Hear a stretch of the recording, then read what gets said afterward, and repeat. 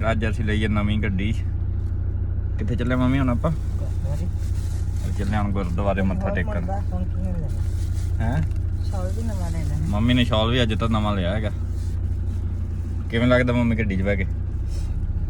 ਸੋਹਣੀ ਆ ਹੈਂ? ਵਾਹਵਾ ਸੋਹਣੀ ਆ।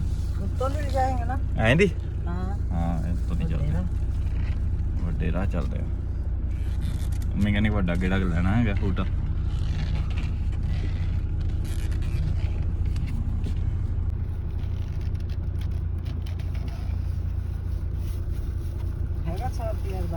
ਹਾਂ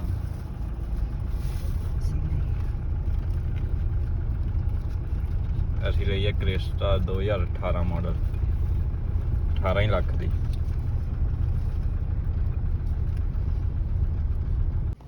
ਹੁਣ ਆ ਗਿਆ ਅਸੀਂ ਗੁਰਦੁਆਰੇ ਮੱਥਾ ਟੇਕਣ।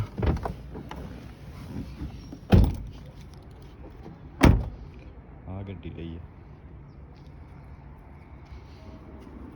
ਮੰਮੀ ਨੇ, ਲੱਡੂਆਂ ਦਾ ਪ੍ਰਸ਼ਾਦ ਲਿਆ ਹੋਇਆ। ਟੇਕਦੇ ਹਾਂ ਮੱਥਾ ਫਿਰ ਅਸੀਂ। ਇਹ ਸਾਡੇ ਪਿੰਡ ਦਾ ਗੁਰਦੁਆਰਾ। ਮੰਮੀ ਛਿੱਟਾ ਦੇ ਜਾਂਦੀ ਹੈਗੀ ਗੱਡੀ ਤੇ। ਅਰਦਾਸ ਕਰਾਤੀ ਹੈਗੀ। ਆ ਜਾ ਮੰਮੀ ਇੱਧਰ ਵੀ ਗੇੜਾ ਮਾਰ। ਆ ਜਾ ਦੇਖ ਲੈ ਝੀਲ।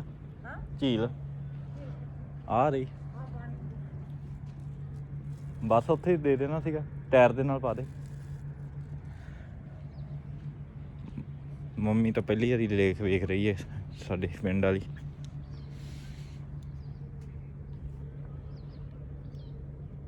ਇੱਥੇ ਕੱਲ੍ਹ ਕਿਸਾਨਾਂ ਨੇ ਅਖੰਡ ਪਾਠ ਕਰਾਏ ਸੀਗੇ।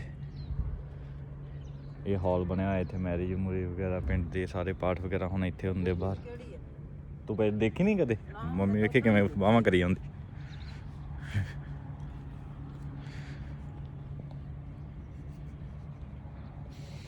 ਔਰ ਰਹੀ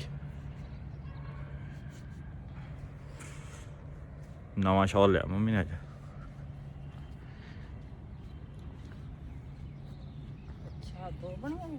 ਦੋ ਕਿਉਂ? ਇੱਕ ਹੀ ਹੈ ਸਾਰੀ, ਇਦਾਂ ਡਿਵਾਈਡ ਹੋਈ ਵੀ ਆ।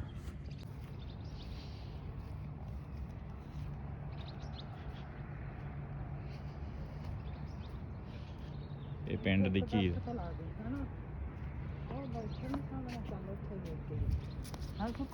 ਹਾਂ ਅੱਛਾ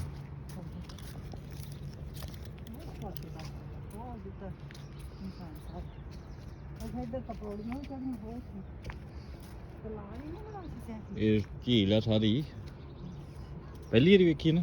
ਹਾਂ ਇੱਧਰ ਦੀਆਂ ਪੌੜੀਆਂ ਕਿੱਥੇ? ਇੱਧਰ ਹੈ ਨਹੀਂ ਉੱਥੇ ਹੀ ਆ ਬਸ। ਇਸ਼ਨਾਨ ਕਰਨ ਨੂੰ, ਬੈਠਣ ਨੂੰ ਇੱਥੇ ਉੱਪਰ ਰਹਿਣ ਦੇ ਉੱਪਰ ਤਿਲਕਣਾ ਪੱਥਰ ਜੇ। ਹਾਂ ਉਹ ਵੀ ਧੋਤਾ ਸੀ ਨਾ ਨਿਸ਼ਾਨ ਸਾਹਿਬ ਕੋਲ ਵੀ ਤਿਲਕਣ। ਉਹ ਉੱਥੇ ਉਹ ਨਿਸ਼ਾਨ ਸਾਹਿਬ ਉਹ ਵੀ ਪਰਾਂ ਵੀ ਹੈਗਾ ਤਾਂ। ਹਾਂ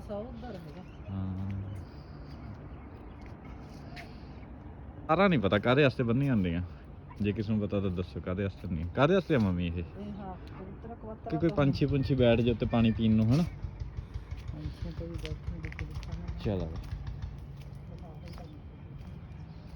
ਆਹ ਹਾਲ ਬਣਿਆ ਹੈਗਾ ਇੱਥੇ, ਵਿਆਹ ਵੂਹ ਹੁੰਦੇ ਇੱਥੇ ਸਾਰੇ। ਬਹੁਤ ਵੱਡਾ ਬਣ ਗਿਆ ਹਨਾ।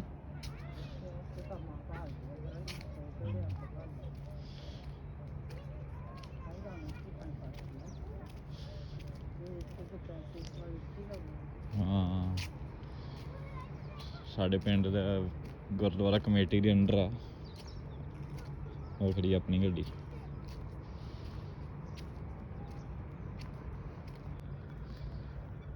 ਇੱਥੇ ਕੱਲ੍ਹ ਕਿਸਾਨਾਂ ਨੇ ਕਰਵਾਇਆ ਸੀ ਅਖੰਡ ਪਾਠ। ਇਹ ਸਾਰੀ ਪਾਰਕਿੰਗ ਆ ਗਈ। ਆਹ ਖੜੀ ਆਪਣੀ ਗੱਡੀ। ਚੱਲ ਬੈਠ ਹੁਣ।